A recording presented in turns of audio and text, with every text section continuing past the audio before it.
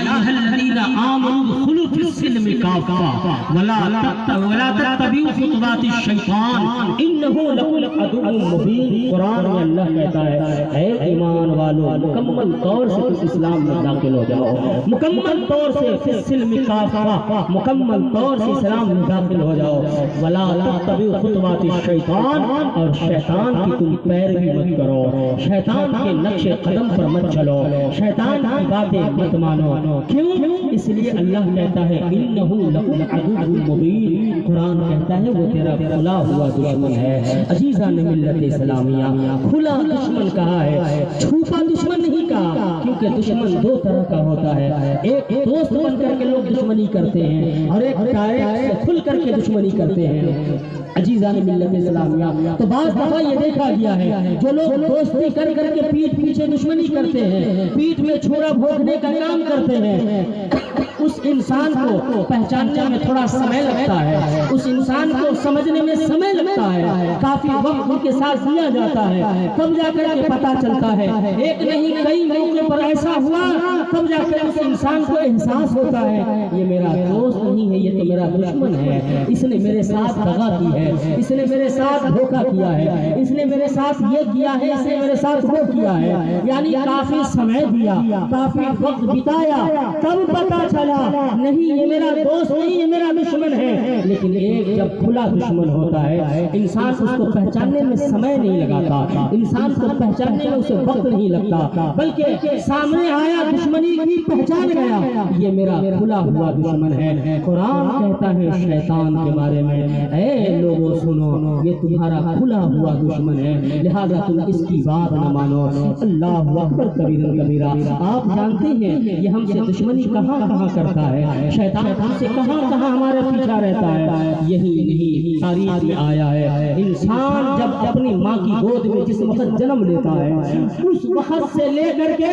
قبر کی گود تک وہ شیطان ہمارے پیچھے پڑا رہتا ہے، بچہ پیدا ہوا اس وقت بھی شیطان پہنچا، اس کے بعد پوری زندگی اس کے پیچھے لگا رہا۔ جب بھی آپ کوئی نیک کام کرنا چاہیں گے شیطان کہے گا کیا کر رہے ہو، چھوڑو بہت سارا وقت میرے پاس ہے بعد میں کر لے گا، دل چاہا طبیعت چاہی نماز پڑھ لو، کہے گا نہیں ابھی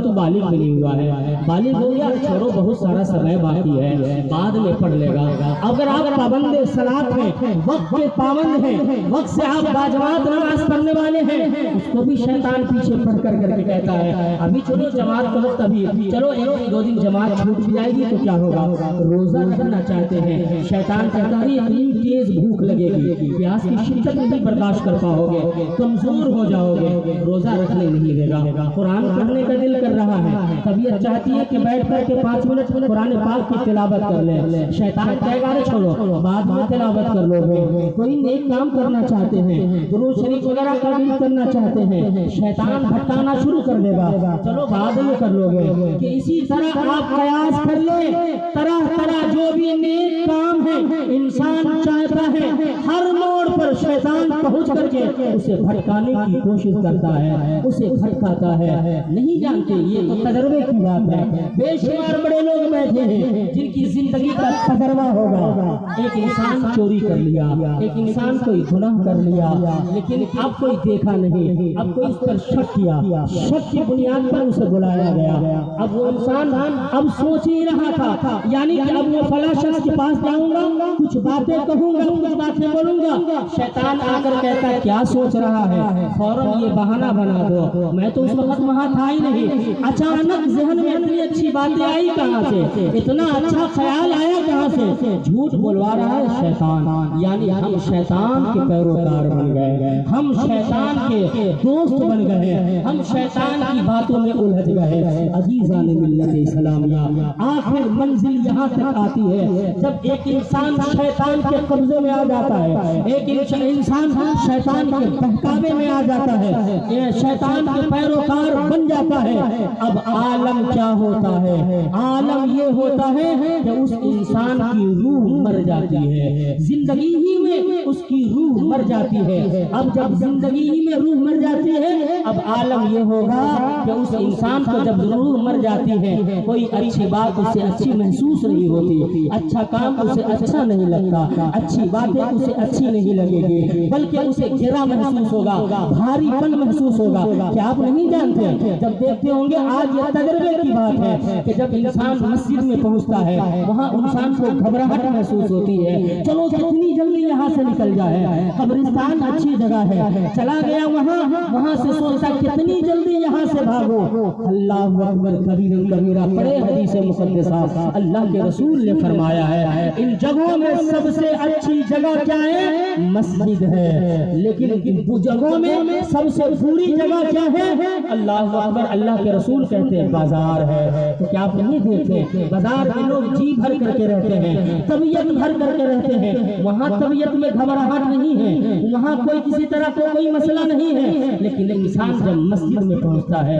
انسان جب قبرستان پہنچتا ہے، انسان جب کوئی عبادت کی جگہ پر پہنچتا ہے یا اچھی جگہوں پر پہنچتا ہے، تو اسے طبیعت میں گھبراہٹ محسوس ہوتی ہے، بے چینی محسوس ہوتی ہے۔ ایسے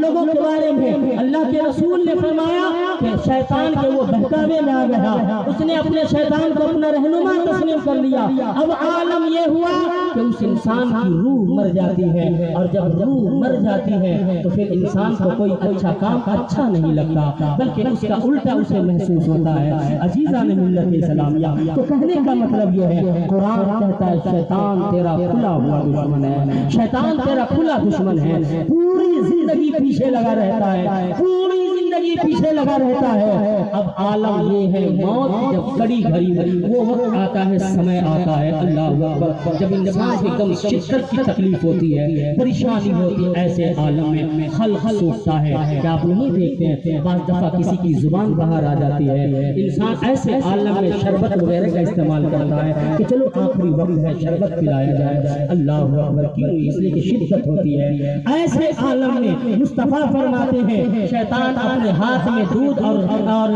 شربت کا پیالہ لے کر پہنچتا ہے، پہنچنے کے بعد کہتا ہے مرنے والے اس انسان سے کہ تو موت کی گھڑی میں ہے، شدت کی پیاس لگی ہے، ایک بار تو مجھے خدا کہہ دے، میں تجھے یہ شربت پلا دوں گا، اللہ اکبر۔ اگر انسان جس کو اس پریشانی میں ہے، اہل ایمان ہے، مصطفیٰ کا غلام ہے، نبی کا کلمہ پڑھنے والا ہے، نبی سے عقیدت رکھنے والا ہے، اس عالم میں اسے پہچانتا ہے اور کہتا ہے مردوں، جب سے میں پیدا ہوا تھا اس وقت سے لے کر اب تک تو میرے پیچھے پڑا رہا، تو بھٹکانے والا کوئی اور نہیں، شیطان نظر آ رہا ہے، تو میری نظروں سے دور چلا جا، تو میرا خدا نہیں ہو سکتا، میرا خدا وہ ہے جس نے مجھے پیدا کیا ہے، اور میرا خدا وہ ہے جو ہمیں موت بھی عطا کرتا ہے، تو میرا خدا نہیں ہو سکتا۔ اس طرح کی جب باتیں کرتا ہے تو وہ بھاگتا ہے، وہاں سے شربت کو پٹک دیتا ہے اور وہاں سے کارا ہوا وہ بھاگتا ہے۔ اب یہی تک پیچھا نہیں بلکہ آگے کی منزل آتی ہے، قبر میں بھی وہ مردود پہنچتا ہے، اور پہنچنے کے بعد یہ شیطان، اور جہاں جس وقت سوال و جواب شروع ہوتا ہے، فرشتے پوچھتے ہیں منکر نکیر، ما من ربک، ما دینک، ما کنت تقول فی شان ھذا الرجل۔ جب تین سوال ہوتا ہے، پوچھا جاتا ہے ما من ربک، بتا تیرا رب کون ہے، مردود سامنے کھڑا رہتا ہے، مردے سے کہتا ہے کہ تو اپنی طرف اشارہ کرتا ہے کہ مجھے خدا کہہ دے، میں تیرا خدا ہوں، اللہ اکبر۔ لیکن جب جو اہل ایمان ہوتا ہے، جو اہل عقیدت ہوتا ہے، مصطفیٰ سے محبت کرنے والا ہوتا ہے، روزہ نماز کا پابند ہوتا ہے، دنیا سے نیک کام کر کے گیا ہے، وہ انسان کہتا ہے تو میرا خدا نہیں ہو سکتا، میرا خدا تو وہ ہے جس نے مجھے پیدا کیا تھا، جس نے میری زندگی کو سلامت رکھا تھا، اور جس نے مجھے موت دیا ہے وہ میرا خدا ربی اللہ، میرا رب اللہ ہے، ماں دینوں کا میرا دین اسلام ہے، ماں کنتا تقول فی شان ھذا الرجل۔ اس سوال پر بھی مردود شیطان کہتا ہے کہ اپنی طرف اشارہ کر کے کہ مجھے کہہ دو میں تمہارا رہنما ہوں، مجھے میری بات مانتا تھا کہہ دے۔ اللہ اکبر کہنے کا مطلب یہ ہے کہ قبر کی ماں کی گود سے لے کر اس سمے سے لے کر پوری زندگی بعد وہ قبر کی گود تک یہ مردود ہمارے ساتھ رہتا ہے، کھڑا رہتا ہے۔ اللہ اکبر کبیرا کبیرا۔ اب یاد لیجیے تھوڑا پیچھے اور میں آپ کو لے کے چلنا چاہتا ہوں۔ حضرت آدم علیہ الصلوۃ والتسلیم کا جب پتلا بنا تھا اور جب سارے فرشتوں اور ابلیس کو حکم ہوا تھا کہ تم دونوں سجدہ کرو، ان آدم کو سجدہ کرو، تو سارے فرشتے نے تسلیم کیا تھا لیکن ابلیس نے تسلیم نہیں کیا تھا۔ اللہ نے کہا تھا نکل جا، جانتے اتنا پڑھا، حالانکہ بہت پڑھا لکھا، اتنا علم ہے ابلیس کے پاس، اتنا علم ہے آپ اندازہ نہیں لگا سکتے۔ ان کے سجدے کے بارے میں آیا پوری زمین پر اگر اس کے سجدہ کو پھیلایا جائے زمین کم پڑ جائے گی، اس کا سجدہ بھاری پڑ جائے گا۔ اتنا سجدہ کیا اللہ کو، اور دماغ دیکھیے اس کا دماغ کتنا تھا۔ فوراً جب اللہ کا حکم ہوا اس نے حضرت آدم کے بارے میں اور ابلیس کہا اے اللہ تو نے مجھے آگ سے پیدا کیا ہے، میری خصوصیت یہ ہے جب کوئی انسان آگ جلاتا ہے روشن کرتا ہے تو وہ اوپر کی جانب جاتا ہے، اور تو نے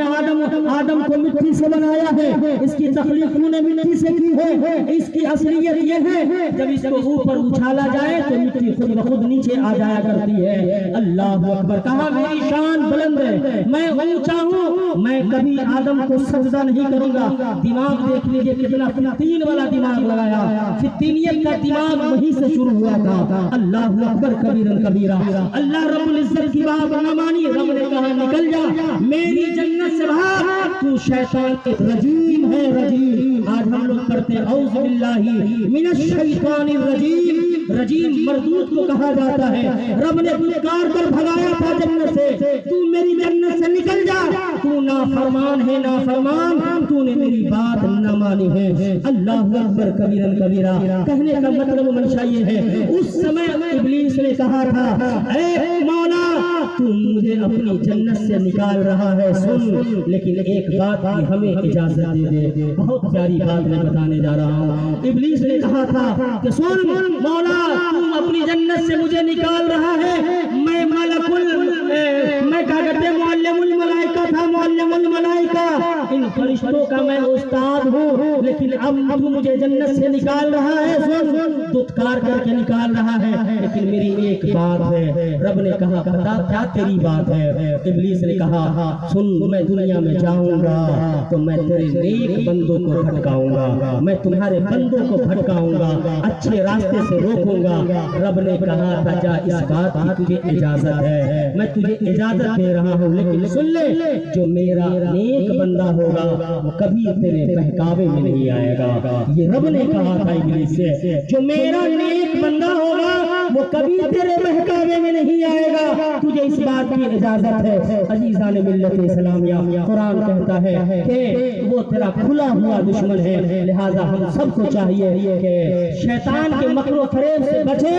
جب بھی اس طرح کا ذہن میں غلط خیال آئے اعوذ باللہ من الشیطان الرجیم پڑھے، لا حول ولا قوت پڑھ کر گر گئے، اپنے رب کو یاد کر لے، اپنے رب کی بارگاہ میں جھکے، اپنے رب کو یاد کرے۔ اور جب ایک بندہ ایسا کر کے گزرتا ہے، چاہے وہ موت کی گھڑی ہو، چاہے وہ قبر کی منزل ہو یا میدان محشر ہو، میں دعوے کے ساتھ کہتا ہوں اس انسان کو ہر موڑ پر اللہ کامیابی عطا فرمائے،